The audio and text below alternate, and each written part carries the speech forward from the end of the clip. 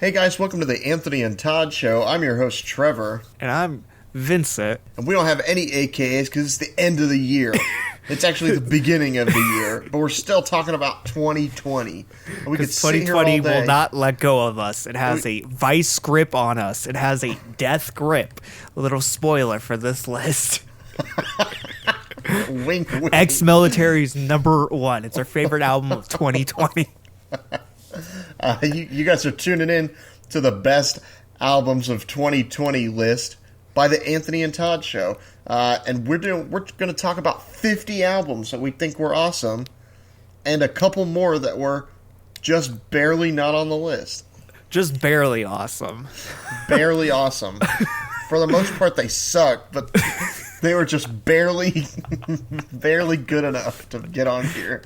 No, they're all good. It's just for one reason or another, they wouldn't fit on the list because we tried to do just 50 because 65 was too much last time. Yes. But for our honorable mentions, we have, just list them off real fast, we have Amine with Limbo, Pop Smoke, Shoot for the Stars, Aim for the Moon, Chloe X Haley, Tournament Edition with Ungodly Hour, Your Old Droog with Jewelry, came out at the end of 2019 after we finished our list last year, so we're putting on this list. Counts. Don't tell anyone. Shh, big secret. Don't tell Droog especially. Don't tell Droog. Don't go to his head. No, don't tell Drew because they'll sue us for even mentioning his album. And we have Matmos with The Consuming Flame, Open Exercises in Group 4, Parasol with Magic, their lo-fi renditions of the Legend of Zelda soundtrack, TH1312 with Intentionally Decapitated Police Officer, which I think stands for Thanks, All Cops Are Bastards. I think, or it's the movie audio company that makes everything really loud in their intro. We have Wreckmeister Harmonies with We Love to Look at Carnage, Yasmin Lacey with Morning Matters, Ozzy Osbourne with Ordinary Man, Safari Owl with Safari Owl Fortnights at the Scalps Hotel, The First Orange Tree was planted in my room, Wilma Archer with Western Circular, and Zeal Noldor with Wake of a Nation. Alright, so without further ado, let's get into our actual list. At number 50, we've got Idols with Ultra Mono, featuring somebody getting hit with a kickball in the face at recess. Idols provide their hardest hitting album to date. While it's not their best, I think they still managed to diversify their lineup a little bit more and develop a bit while still keeping to the tried and tested formula that they provided in the past. At number 49, we got Dougie Poole with the Freelancers Blues. Dougie Poole is writing very funny and realistic and grounded and depressing country music. He kind of views country music as almost like an experimental art form, at least that's what it's described on his Spotify page, because he's not really a country artist, or at least he didn't plan on starting it out that way. It just kind of happened, and I think that showcases in just the humility and the anxiety that ranges over the Freelancers Blues. At number 48, we got Dirty Projectors with their Big Project 5 EPs, or SEPs. Yeah, very indie, folky, naturalistic album about growth, touching on ideas of fascism and climate change, but mostly personal growth and how the album develops over time with different soundscapes and different layers of production and different vocalists. Just an overall flowing and fun album. Yeah, at number 47, we have Zebra Cats with Less is More. Zebra Cats, who I only knew before this from their cuts on the Gorillaz Humans album, but this is a very distorted dance and hip-hop album. It is very flamboyant and cold, and very distorted and bouncy. Just a great amount of character shown off across the whole entire project. At number 46, we have The Weeknd with After Hours. This is probably one of The Weeknd's best cuts in a long time, featuring some really great tracks like this summer's Blinding Lights, such a fun track about drunk driving. I love it. And other tracks like Hardest to Love. Weeknd's foray into synth pop really turns out on this one. I think he really found his stride and areas to move forward into the future, because I really like a lot of the cuts on this. Yeah. At number 45, we got Quelle Chris and Chris Keys, the collaboration album, Innocent Country 2. I'm not sure I really understood this when it first came out. I thought it was pretty basic. But going back and listening to it, there's just a lot of really great cuts on here, from the very fast-paced and frantic sudden death with a lot of fun scat singing and a message about living life to the fullest while you can. You got graphic bleed-outs featuring Meryl Garbus of Tune Yards, Sacred Safe featuring everybody under the sun. Also Mirage featuring everyone under the sun. Yes. I think Quelle and Chris Keys kind of put too many eggs in a basket on this one, both sound and thematically, and it kind of ruins it a bit as a whole. But I think Quelle Chris's his best lyrical material is on this album at various points, and same thing with Chris Keys. His best production moments to date are on this. There's just stuff that isn't bad by any means. It just kind of distracts from the fact that I think if this thing was much more tighter, I think it would be way higher on this list. But I think it is an incredible, great album. I just think there's things in Chris's discography that is way higher on my rankings because of the ability to limit himself in some form. Yeah, it really just goes to show, I think Quelle's been at least in our top 5 for the past 3 years. And I mean, really, but Innocent Country too, it's still just a great little blip in Quelle's discography. Number 44, we have AJJ with Good Luck Everybody. AJJ coming back into a form of where I think their songwriting is as reflective of the current state of 2020 before it even got any worse. That was when we still thought it was bad, but we didn't know how bad it was going to get. And I think it was truly reflected of just the chaos that started out 2020 and then the chaos that then later followed into 2020, and just great folk punk across that entire record. Yeah. Number 43, we have BAMBARA with Stray. Yeah, BAMBARA provides amazing mix of cowpunk and hardcore punk and a ton of great atmosphere in these dark and fleeting situations. I don't think it's as narratively driven as their last one, but I think the overall showcases of these darker places in the world that they bring out are absolutely incredible and definitely worth a listen just for that. How they structure out these teeny tiny individual bite-sized narrative moments across the entire thing with some strings attached, but overall the atmosphere matches across the entire thing. It's incredible. Yeah. At number 42, we have Freddie Gibbs and the Alchemist with Alfredo. I think the best part about this is that it didn't even need to be released. Freddie Gibbs has been on such a hot streak lately, following Bandana from last year. He's been a feature on quite a few people's projects. Just this year specifically, he's worked with Big Sean and Hit Boy on the Four Things single.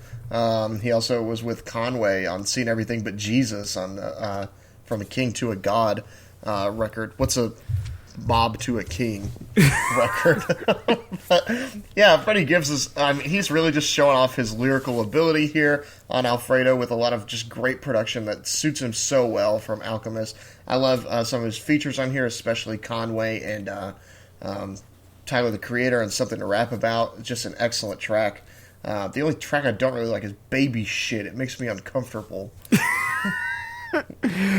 At number 41, we have a late entry, which I'm glad we did the list late this year because it ended up giving us a chance to listen to this. Billy Woods and Moor Mother with Brass. Billy Woods and Moor Mother have a ridiculous amount of chemistry that I wasn't expecting because they're so rough around the edges, both of them, and so, I guess, deep with their voice, and they have that kind of roughness to them.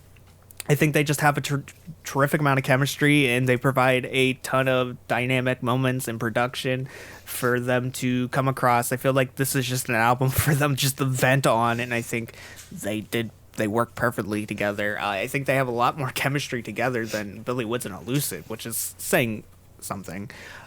Because those two pair up really well, and I think these two pair out even more. I think they work phenomenal together, and I want to see more from this pair in the future if it's possible.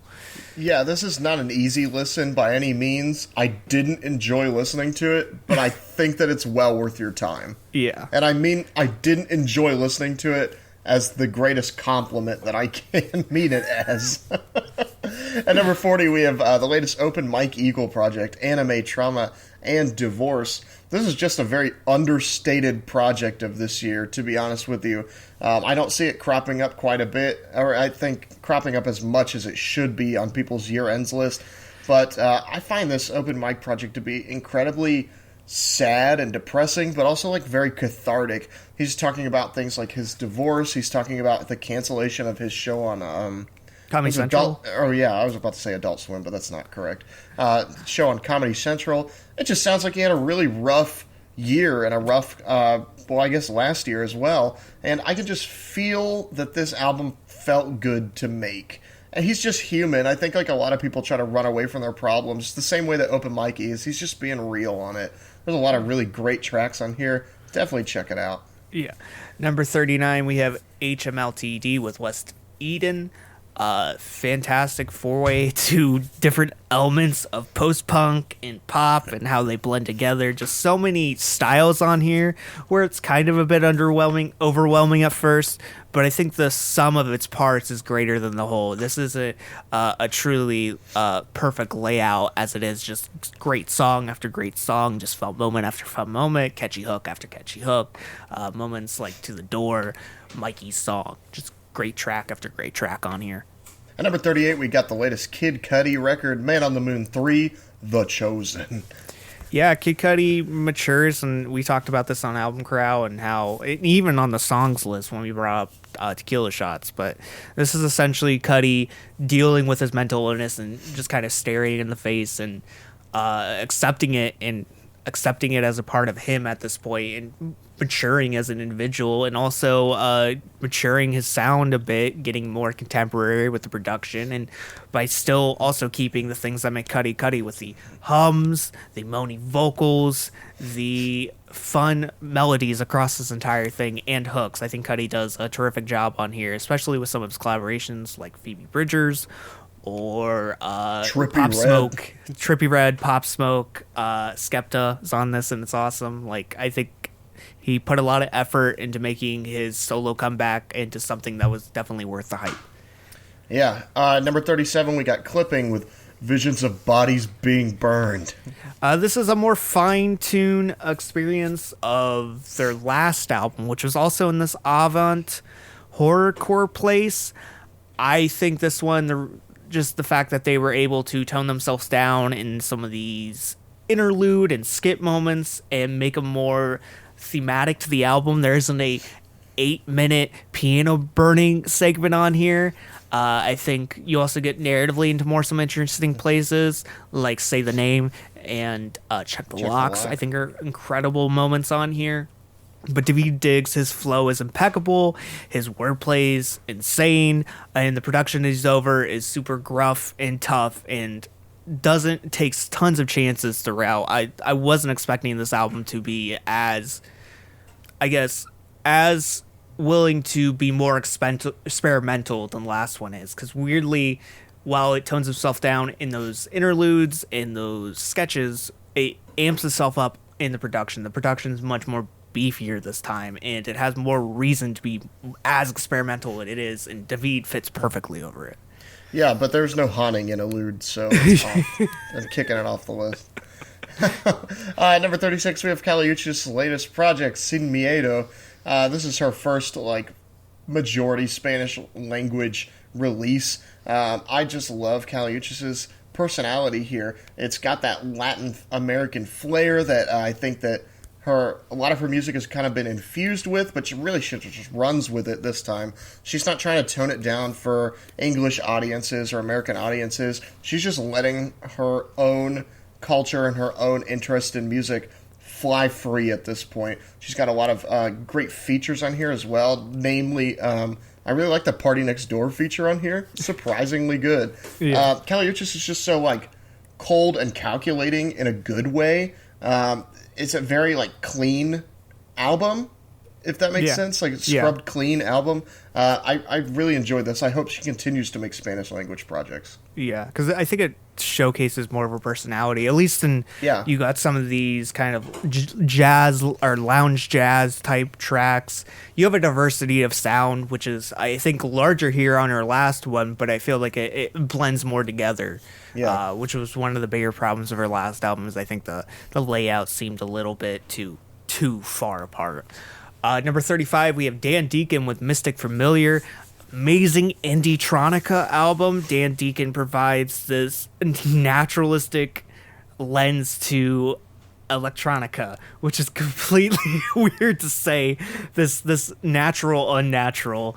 I think he just it's finds Plastic a way. Beach, if you ask me, honestly. But a different type of Plastic Beach. It's like a plastic, like a rubber woods. Rubber wood. Yep. Not the Beatles album. Just a very comforting and woodsy project where it feels like you're taking a step into the unknowns that reign supreme in this overwhelming forest. And I think Dan Deacon provides a lot of humanity to electronica. Yeah. Number 34, we have Nicholas Jar with Cenizas. A great mix of kind of pop music with ambience and some more experimental moments. I love this a lot more than the last AAL record. I just think Nicholas Jar was able to write isolated music in a time when everyone was isolated, before the world itself was isolated, which I thought was really interesting. And I think this album just came out at a really perfect time because I think it reflected the mood of what so many people were going through at just the current moment. Number 33, we have the new Aesop Rock, Spirit World Field Guide. I really like this project because it reminds me of Ghost Adventures. Aesop Rock is basically like kind of making his album about like more supernatural kind of wordplay and more supernatural themes. And I think that these just go so well together. Like, this is a marriage that I would have thought would have been made a long time ago. There's some really great tracks on here, like The Gates, Pizza Alley, Dog at the Door. He's still got a lot of his humor intact, but his wordplay and vocabulary are just gigantic in this project. He's still just about unmatched for most unique words on a project here. At number 32, we have Igor, not Tyler the Creator, with Spirit. No, you gotta roll your R there. Igor. Spirituality and Distortion. This is the most eclectic metal album I've ever heard in my life. It just takes from so many different influences, has so many different styles of instrumentation on it. The accordion on this album is fucking amazing. The synth work on here when it pops up is great. Just like the risk that is being taken on this is truly just like music made by crazy people, it sounds like. But I absolutely love the chances to look stupid on here. I just think it's really, really fun. Why do you need an accordion in a metal track? I don't fucking know. I like that it's there though. At number 31, we have Dua Lipa with Future Nostalgia. This is such an interesting concept because the nostalgia that Dua Lipa is showing towards music that was before her time, like way before whenever she was born. This draws from a lot of like 80s synth pop, disco, like even some like 90s kind of like grungy pop influences here. I just love how future clean and future fresh this whole thing sounds while also being like a huge blast of the past. Some really, really great tracks on here, very radio-friendly, like Don't Start Now, Levitating, especially the DaBaby remix. Just love that one. I think this really kind of cements Dua Lipa's place as in the pop field right now. Yeah. Number 30, we have Math the Band with Flange Factory 5. This album is a complete mess, and I absolutely love it. It is a mix of DIY, some like chiptune influence, pop punk, just blended together. Ska influence. Oh, ska. Can't forget about the ska. It's just a complete mess in the best possible way. It feels like the energy drink that was sold along with this. I feel like I'm getting all the cavities all at once, and all my teeth need to be pulled immediately. Number 29, we have Dinner Party with Dinner Party. Dinner Party is the super group made up of Terrace Martin, Ninth Wonder, Kamasi Washington, and Robert Glasper, the pianist. They just made such an incredible album here. It's so simple in its hooks and simple in its lyricism, but so well expanded upon. This is very like digestible and kind of bite-sized project. It's only 7 tracks, and Dinner Party Dessert just adds to how great this is. Just such a fun jazz fusion, R&B fusion album here. Yeah. 28, we have Haim with Woman in Music Part 3. I can't believe women have been in music for 3 parts. That's absolutely incredible. Years. 3 years. Haim puts out their best project to date with some of their best performances so far. Like, I think there's been shades of moments why I can see people like Haim before. Just like Want You Back, I think that was the lead single from their last album. But on this, I think it's just killer track after killer track where they showcase why they are such a big name in pop music. Mm-hmm. Number 27, we have Denzel Curry and Kenny Beats collaboration Unlocked. I love how scattered and dystopian this whole album is, yet so clean and dirty at the same time. Kenny Beats is just incredible with his production here. Just fits Denzel so well. Just fits him like a glove, really. And Denzel's fiery verses over top of this on tracks like Diet and so incredible. I just feel like he's so close. I can feel his spit right on my face. Yeah, Kenny kind of is the one that has the bigger shine on here, in my opinion, because I think he proves more of his weight, because Kenny's always been a phenomenal producer. Mm-hmm. But this time it's just like I didn't know he could go this hard. Like, I know he could go like amazingly hard, but not to this realm. And Denzel is like, if you have to send one rapper into the Matrix, I guess it's him. What does that even mean? Because it's like super glitchy and just kind of cyber-based album, if that makes sense. Yeah. Oh, they also kind of built like a really cool universe around this. Like, each song has its own like animation project. Yeah. Also, on their website, you can like break the website. Did you play around with that? No. You can go on their website for this album specifically, and you can like break it, and they have like, it's like a desktop, and it's got like the unlocked like file on there, but like if you move stuff around, there's files that say like Playboy Cardi leaks and all sorts of stuff on there. I think they just have a really great sense of humor on here as well. Number 26, we have Jeff Rosenstock with No Dream. Yeah, Jeff Rosenstock, his most pop punky album to date, which is saying something because his music's always been pop punk, but this time it's very in focus this time around. Jeff Rosenstock just kind of keeping to the tried and true tested formula this time, with just, I think, a sense of humility and a sense of problems that are plaguing our society. I think he just really hits the nail on the head with this release. I think in a year like we had, having an album from Jeff Rosenstock, it's a real treat. Yeah, I really have to commend Jeff on this skill that he has. I feel like any album that Jeff releases is just a snapshot of the world at that point. Like, I can go back and listen to Post and remember exactly what the world was like. Or I can go back and listen to, like, We Cool or Worry and just remember exactly, like, what I was feeling at that moment. He's just so good at, like, capturing the carnage and mayhem of the and world, also the like, in his music. Yeah. We're at the halfway point now. Phoebe Bridgers at 25 with Punisher. Yeah, a lot of emotion, a lot of great songwriting. That's pretty much what this album is catered by, is Phoebe's character and how she is just such a wise for her age personality. And I think that's the true tested ability, is how she's able to bring out emotion for you to empathize with her and using the minimalism to her benefit. Yeah. Number 24, we have Aura Swimming Hour with Pterodactyl. This is just a fun, whimsical release here. The songs don't mean anything, but they are just so good for the soul.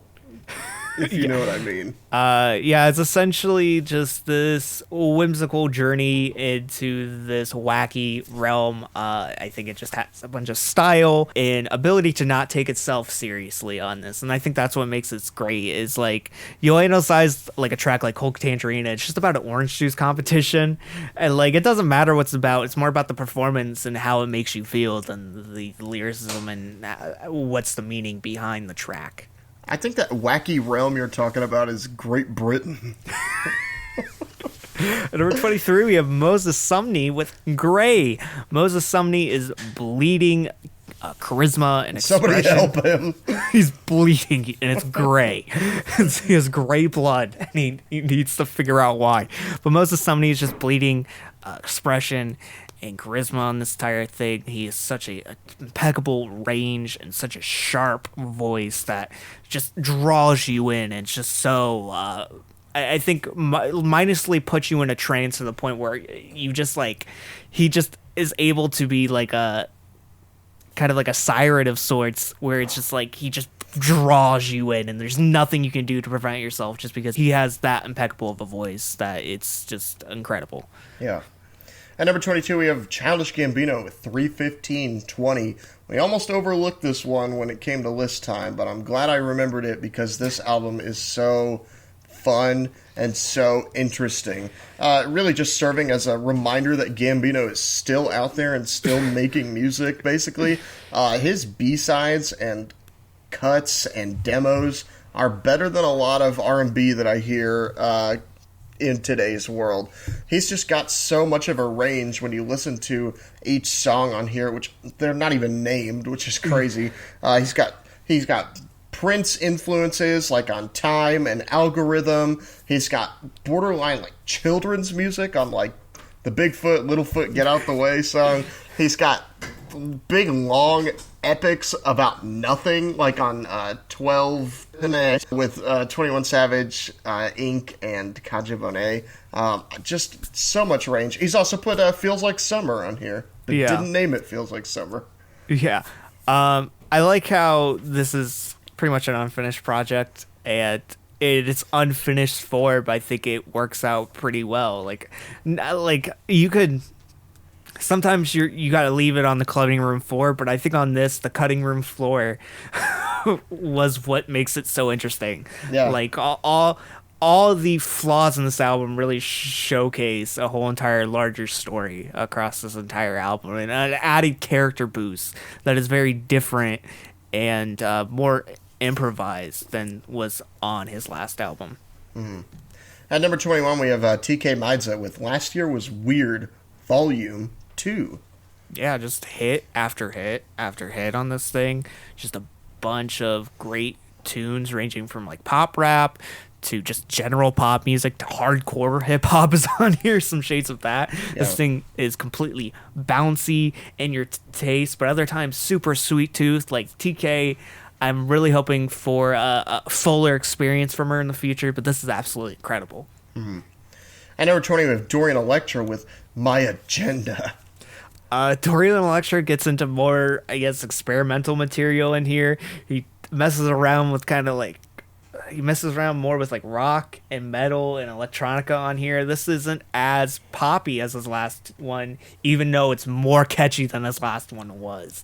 Moments like the track My Agenda with Village People is completely ear-catching. Like I can't get that song in my head. No, I know. I sing it like every day. The completely insane Great Thanks, Sorry Bro, I Love You, Edgelord with Rebecca Back. Like, she's just like very stylistic to Dorian Electra's character tracks that, like, if anyone would have wrote this, it would have been like really corny, but the care and time that Dorian Electra fits into creating a persona, I think, is absolutely incredible on this thing.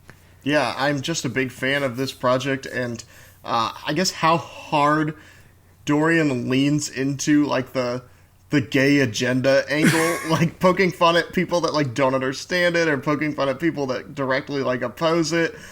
Just so many great tracks on here. I'm just very impressed with the ability to make bigoted listeners uncomfortable. At number 19, we have Chris Stapleton with Starting Over. Chris Stapleton just kind of wipes the slate clean and just starts from basics, creating very more minimal this time around country music and releasing, in my opinion, the best country album of 2020. Chris Stapleton's voice is super warm, and he draws you in with his great storytelling. I think the character of Chris Stapleton this time is what makes the album, and he found a way to, I guess, to cater to, I guess, more contemporary country music by just making everything really basic. And I think that's what works so well, is that he puts the spotlight on himself and not on the hooks, not on the production, but him. He's what makes this album great. Yeah, this just feels like very like raw country music. It's almost like just sitting down with your friends, like sitting on the couch and having a glass of whiskey and listening to Chris Stapleton tell you stories. Yeah. I feel like the contemporary country fans will be happy because there's an electric guitar, but Chris Stapleton definitely made this music for himself. Yeah. He definitely went back to the basics here. Yeah. At number 18, we have Celestaphone with Weevil in Disguise. This is definitely another low-key release from Celestaphone, a pretty popular Bandcamp rapper. Just a lot of really great tracks on here, a lot of like more electronic rap on here, but I've got to say the most standout moment is his collaboration with MC Paul Barman and The Mole, Rewinders. Such a great, like, funky, distorted rap track here. It fits everybody's personality so well. I just think Celestaphone's he's just a great, unique voice. Yeah, this is a very unorthodox and warped mix of psychedelic, funk, and hip-hop all blended together in this unorthodox way, which truly, I think, is a building point for the character of Celestaphone. Number 17, we have Action Bronson, Only for Dolphins. This is such a breezy, tropical kind of project. Action Bronson is just floating over top of these like very easygoing, almost like cabana-type beats, just rapping about food and wrestling and being rich and weed and just whatever else that he wants to talk about.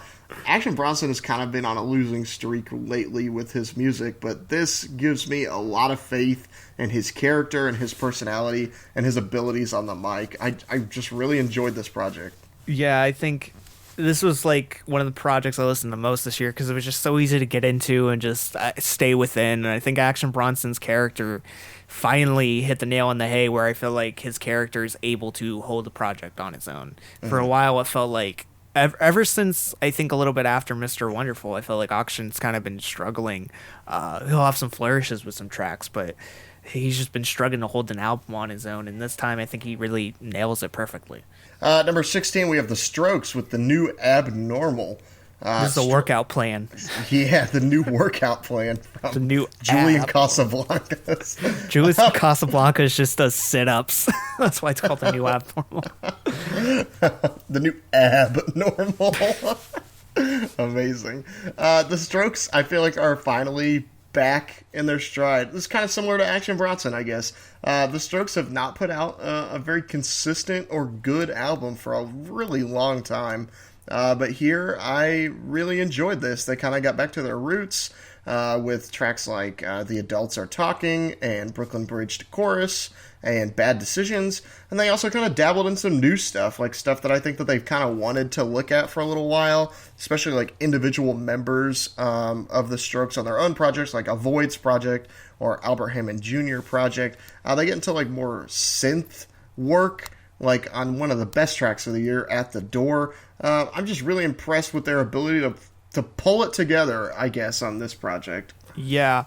I just think the Strokes on this are finding a way to make their angsty youth mature and their older years. Not that to say that they're like super old or anything, but just find a way to keep that angst and what made their lyricism special and continue it on this.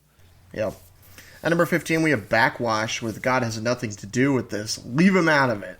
No, you had it wrong. God has nothing to do with this. Please leave him out. Please respectfully leave him out. Backxwash, just incredibly bridging the gaps between metal, rock and hip hop in a way that has been unseen, keeping an experimental edge to it. I think her voice on this thing is absolutely incredible, and how she is able to be this very prolific figure and right in your face with music. Like we've seen like this mix of these two genres before. Yeah, like 93 punks. No, not that. I'm thinking like horror, and like horror's fine, but like it doesn't have the bite like this does. Like I think this truly stands out in a way like a crossover than this has before. Like I think this is truly like the pinnacle into a new era of these genres mixing and having more metal or colder hip hop. Yeah, I agree. This has been a really great year for Bandcamp. Just kind of an aside, a lot of these artists that we want to feature here on this list, and a lot of the stuff that we've been listening to a lot this year, all comes from Bandcamp and like independent artists. They're just not afraid to take those kind of risks. And Backxwash, I think, is the perfect example of that. The bite and the growl that this has on this project, I just love it. It's so well done. Yeah. Number 14, we have Run the Jewels with RTJ4. Not to be confused with Run the Jewels 4. That's a different thing.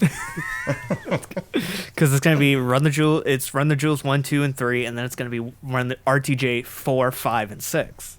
And then next it's just going to be R 7, and then 8, Fast 8. Run the Jewels, weirdly enough, providing their attempt to make pop-friendly hardcore hip-hop, if that's a thing you can do, because you have tracks like Ooh La La in here. Run the Jewels is continuing to be political, in your face. Killer Mike is one of the most in-your-face rappers to ever exist, and he doesn't shy away from that on here. But at the same time, trying to... I'm not saying be radio-friendly, but there are more pop-friendly moments and features on here that do go into territory they haven't been before, and that's kind of what makes this special and stand out a little bit more than 2 or 3. Yeah, their hooks on here, I think, are kind of the standout moment. That Run the Jewels has always been extremely hard-hitting, and I've loved their last projects, but hooks always leave kind of something to be desired. I think they really got it here on RTJ4, not to mention the timing of their release and the music that they're making was so perfect, coming out in the summer of Black Lives Matter protests and George Floyd. They just hit it right on the head. They made such a hard-hitting and timely album. I can't wait to see what they do next, honestly. Yeah. Number 13, we have Homeboy Sandman with Don't Feed the Monster. He has a scheduled eating schedule. If you feed him, he won't be hungry later. Homeboy Sandman adds a ton of personality and character to his music that we haven't seen before. I feel like he really trims away at layers here and really tries to show a true reflective of himself, and whether it's tracks like Trauma or his body image on Hello Dancer, or it's the fact that like he likes to walk on like roofs and like jump across them. And if you've ever seen the music video for Never Look Down, it's terrifying how he like jumps across these roofs. I would piss myself if I did that shit. Yeah, I really like this album. I really like that Homeboy Sandman is kind of stripping away all the rough edges, I guess. Yeah. I think Quelle does a really great job on the production here to just let Homeboy Sandman kind of breathe and do his thing across the production here. It's notable, but it's not overwhelming in a sense. But yeah, I really enjoyed this project. I think Homeboy is raw and uncut and better than ever on this project. Even at his age of 40, he's just getting better and better. Yeah. Number 12, we have Charli XCX, How I'm Feeling Now. Charli XCX provides, honestly, my favorite project from her on this. I think, really, we're just getting true away at what her character is. I feel like similar to Homeboy Sandman, I feel like I know more about her and her personality from this album. And I think because it's lower, I guess because it's more trimmed back at the experimentation from the last one, but I was still having it, But I guess more focusing on the character of her this time around, that's what makes it so special, is I'm able to relate to her. Not to say there isn't experimental moments. You listen to Claws and how loud and rambunctious that production is absolutely next level. But I feel like Charli is finding a way to reinvent herself and find a way to relate to the audience more by being more human. For sure.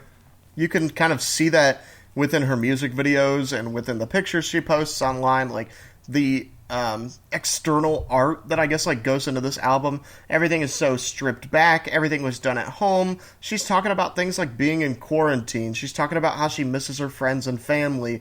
She's posting like videos of the good times that she's had like in the past year, and like longing to be out with friends and longing to go to a restaurant and longing to go back to the club and play live. Like, these are things that I think everybody is feeling, and to know that like a celebrity or a singer or whoever, a musician, is feeling the same way that you are, it just feels more unifying than ever, even though we're all like very alone right now. Yeah.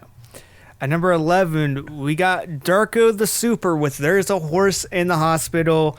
Rap weirdo Darko the Super, providing his most consistent album of 2020, his most thematic or theatric album of 2020, and his most versatile album of 2020, with just talking about how there's a horse in the hospital. That's it. Just horses in the hospital. Guys, you need to look out. Run away.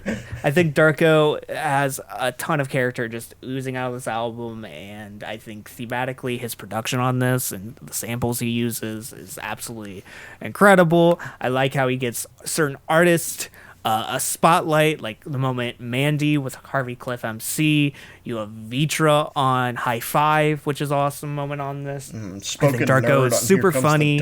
He's super energetic, and I think he really just finds a way to... I think Darko just really finds a way to blend the gap between having too much character or the right amount, and I think on this is the right amount, where I think some cuts on Nevermind are too much on the character spectrum. While they're fun, I think creatively they need to be pulled back a little bit. On this, I think it's just the right amount. Yeah, Horse in the Hospital is so polished. It's so well done. Darko's not afraid to sample literally anything, as he showed us on his like Slacker EP or whatever that he put out earlier.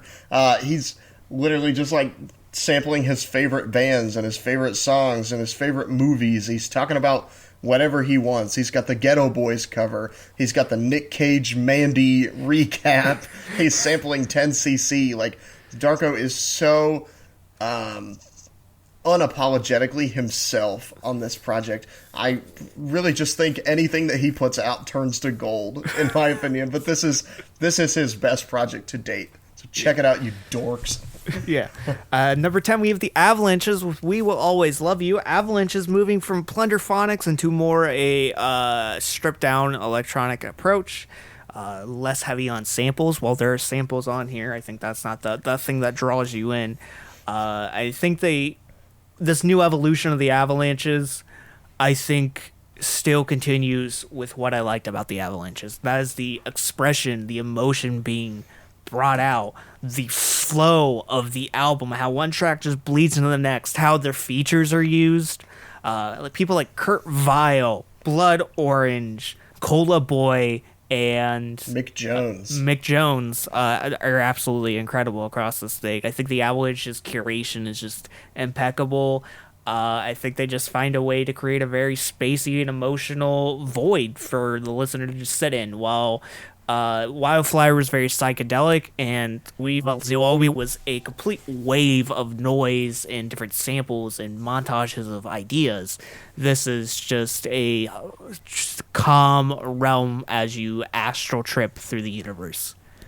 Yeah, I think I said this during the album crawl. If Wildflower was the sun, We Will Always Love You is definitely the moon. Every feature on here, some that Vincent didn't even mention, Rivers Cuomo, Pink Sifu, Leon Bridges, everybody just works together for such a better cause.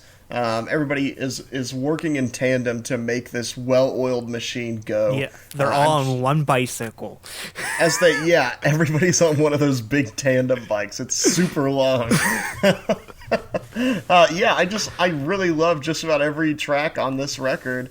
It flows so well, and the Avalanches have not lost their touch, even though they've kind of shifted into a different realm of music making than what they started on back when Since I Left You came out. Yeah. Number 9, we have Everything is Recorded with Friday Forever. Look out. That's in all caps. This is one of the best concept albums to come out this year. It is so simplistic, but so well done. It basically is taking timestamps from a Friday night going into Saturday morning, and kind of the shift of the night, the shift of the party, going to different clubs and going to different places, and then all of a sudden, A.K. Paul wakes up in your house, and he's eating all your burnt toast, and you're getting phone calls from your friends. Just a really cool concept album. You go from very opulent and bougie, electronic and bougie kind of inspired music at the beginning of the night, then waking up and like the whole album ends with a choir excerpt. It's very strange. It's constantly like moving and very gelatinous, but it's all just tied together by that golden thread of theming here. Yeah, this narrative across this entire thing is super simple, and I think it's super relatable. Everyone's had one of those nights, and I think everyone can relate or like pinpoint emotions or memories to these individual tracks and these timestamps. I think it's just such a super simple concept. I feel like people have done it before, but this way it's just so perfect in the way it hits the nail on the head with just these brief snapshots into a night. I think it's just absolutely incredible. Number 8, we have Spillage Village with Spilligion, or if you're poor pronunciation, you can go Spillagon. It's nice. Spillage Village is another super group on this list, consisting of the members from Earth Gang. That's Johnny Venus and Dr. Dot. You got JID on here, Hollywood JB and Jordan Bryant. I believe they're brothers. Mariba, Benji, and Six Lack. Black. But Six Lack is cooler. But Six Lack, yes. The chemistry between everyone in here is impeccable, especially the building blocks of Earth Gang and JID. I think they work out so well. I think they truly depict an image of a critique of religion, but also add humanity to it. And that's the most important aspect of spirituality, is the human aspect, and how can it improve your life and make you better, and how can you make your religion work for you in a way. And I think while critiquing it, but also at the same time adding an apocalyptic nature that was 2020 to it, and the whole entire feel in the second half of this album, I think it really works in at times finding perfect peace with nature and oneself on this thing is absolutely incredible. Yeah, not only does it critique religion, but it also holds it in a very high regard. I don't feel like it's blasphemous or making fun of religion. Like, it feels very genuine. Not to mention, Spillage Village is full of killer artists, but they also pick some really killer features as well. Chance the Rapper props up on here with one of his best verses since probably Coloring Book, to be honest with you. Ari Lennox on here is incredible. Big Rube on here plays like a really fun character.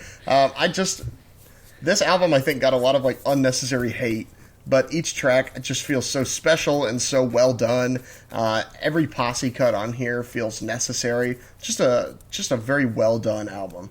Yeah. Number 7, we have Slap Seraph with Voice Inside the Music. Slap Seraph is one of the best Plunderphonics producers out there, if not the best currently doing what he does. And I think it's tried and true why he is on this, because it's just, again, taking fundamentals of like what made Plunderphonics or heavily sample based music in the past work so well was the flowing nature. We talked about Avalanche's We Will Always Love You a couple minutes ago, but I'm also thinking J Dilla's Donuts. I think this kind of takes also from that nature, providing you a path to go on this journey in the seamless terrain, which is completely excellent. I think Slap Seraph, with his features, add in excellent moments from the atmosphere that he's providing you. I think his vocals on a couple of these tracks is very surprising and adds an element of surprise to it. And kind of switches up the flow from his features are usually hip-hop features and taking it more into indie rock route, which is very nice, or indie pop route. I think Slap Seraph's curation with his features and creating these naturalistic worlds of wonder are absolutely phenomenal on this. Yeah, one of the things I really like about Slap Seraph is the same thing that I liked about Darko as well, is that he's just not afraid to take risks and be himself. When we interviewed Slap, he was talking about all of his different influences, just listening to him like gush about the artists that he holds near and dear to his heart, like Boards of Canada or the Avalanches. He's really doing that scene justice. This kid knows his stuff. He's doing a great job with his production, and not only just production as far as like Plunderphonics goes, he's also really proved himself as far as like hip-hop production goes, especially on his album he made with the Rhetorician this year. I think we killed Bigfoot, as well as the instrumentals from that, which stand up just as well on their own as normal tracks without the Rhetorician on them. Slap is just, he's really doing it to him now. Not to mention, I love all the Never Story references he puts in his records. He's just not afraid to like show what he loves on his music.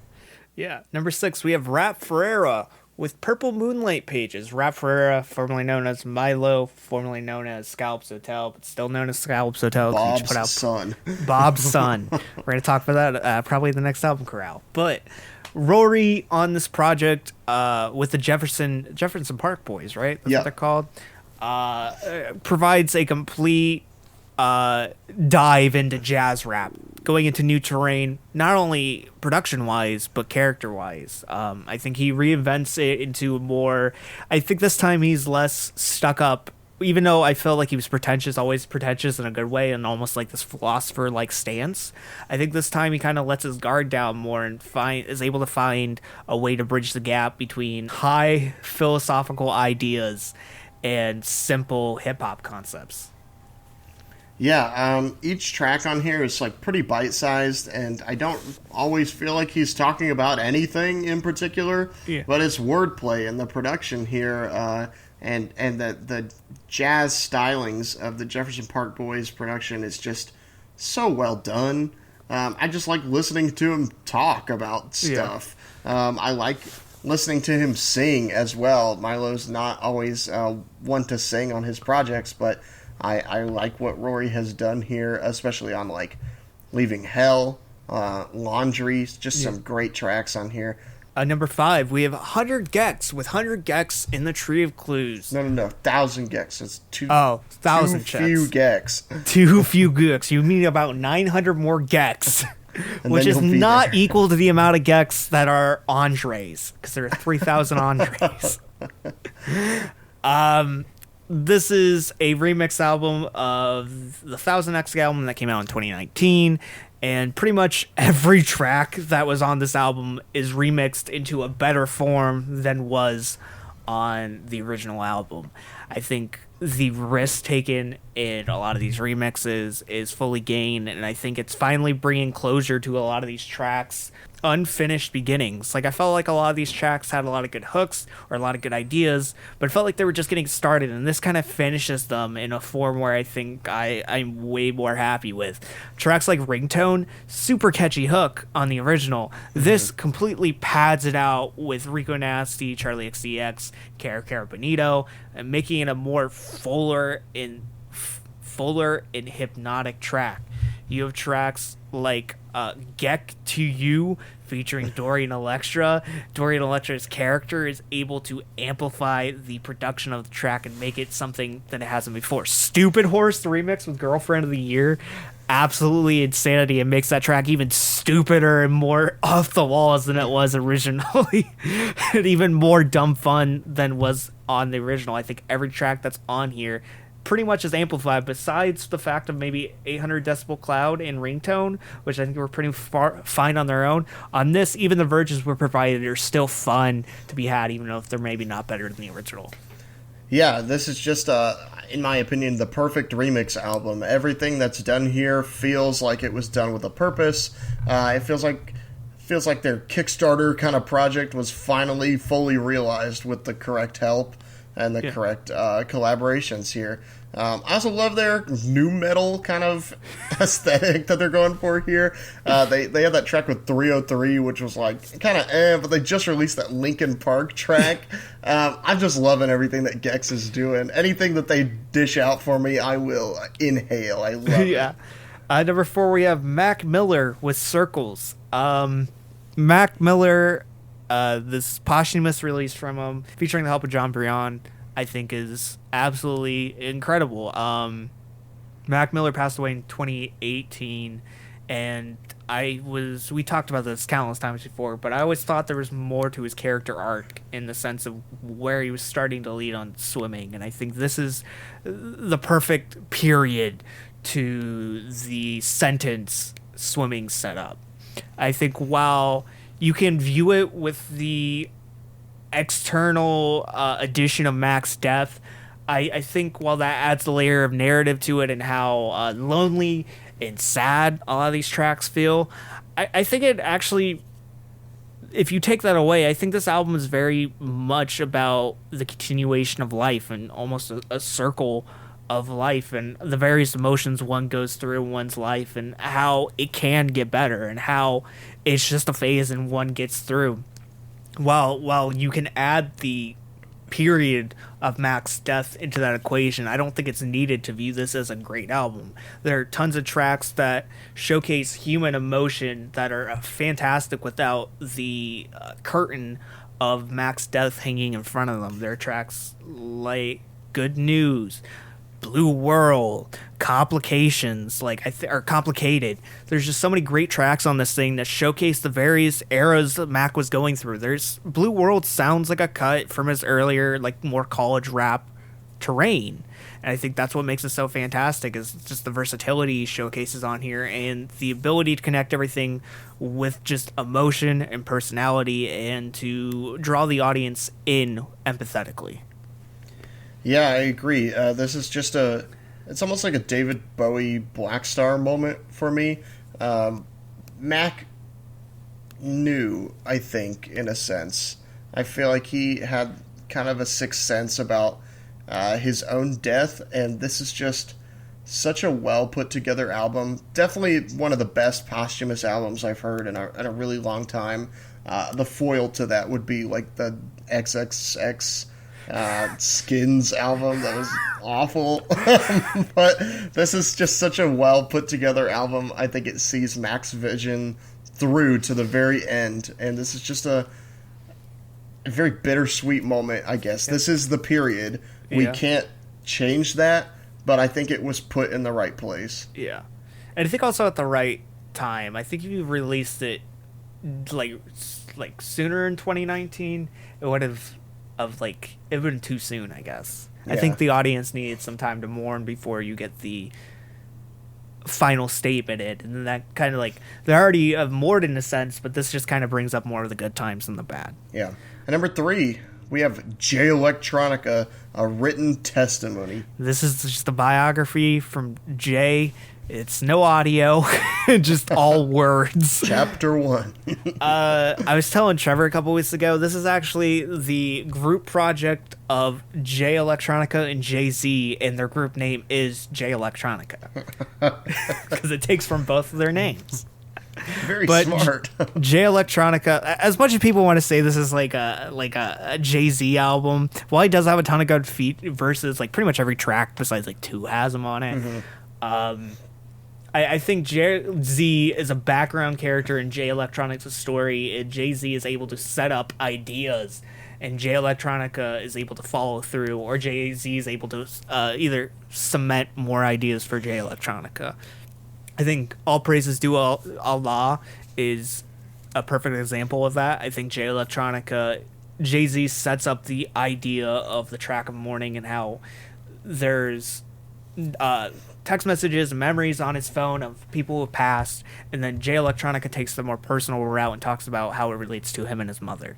And I think a lot of tracks on this album relate to that, and I think we see more of J Electronica on here and his character than Jay-Z. Jay-Z takes the background seat to this, weirdly enough. Even though he's on all the tracks, Jay Electronica is still the focus. While Jay-Z still has good performances, the fact that he does have good performances doesn't take away from Jay Electronica. I think Jay-Z is more humble on here than he was on 444, which I think I'm going to get a lot of shit from that. But like 444, when you look at it, Jay-Z, besides moments, maybe the story of OJ, and maybe a couple other moments, he's still talking through the persona on Jay-Z, of Jay-Z. And on even this, after the Kill Jay-Z track, too. Yeah, it's like, I think story of OJ is the exception to that, but even then, it's the character of Jay-Z, the persona of Jay-Z speaking about race and ideas of that nature and wealth.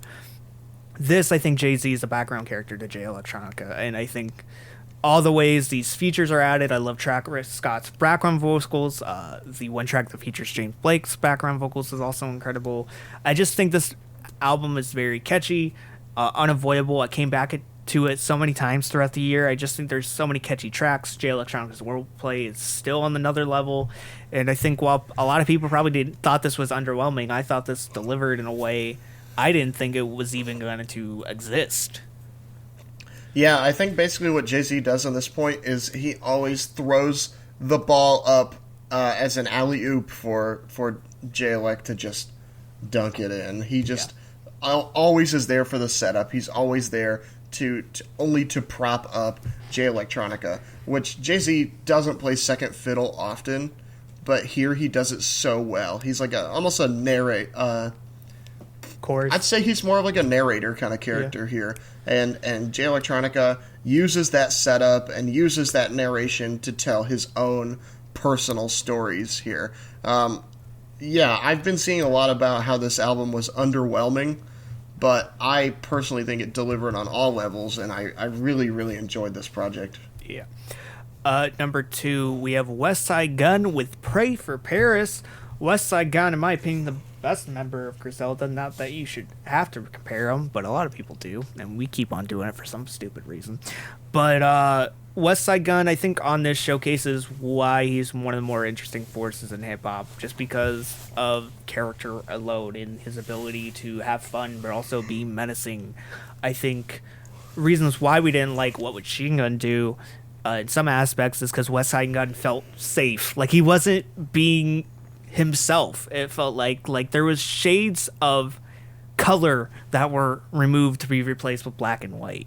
On this, you see all the aspects of West Side Gun and what makes him, talking about references to drugs and crime, but also at the same time references to high fashion and wrestling and everything that makes West Side Gun tied together here perfectly. All the kind of the bougie decadence that does make West Side Gun, but with some humility and some braggadocio tied to it, which is perfect.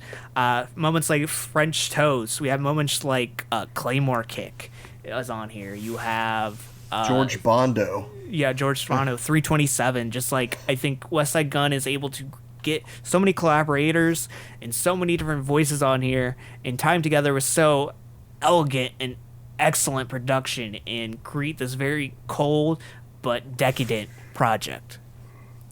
Yeah, I just love this very opulent project. The flourishing keys that we see across this entire thing are just perfect, kind of reminiscent of diamonds kind of glittering.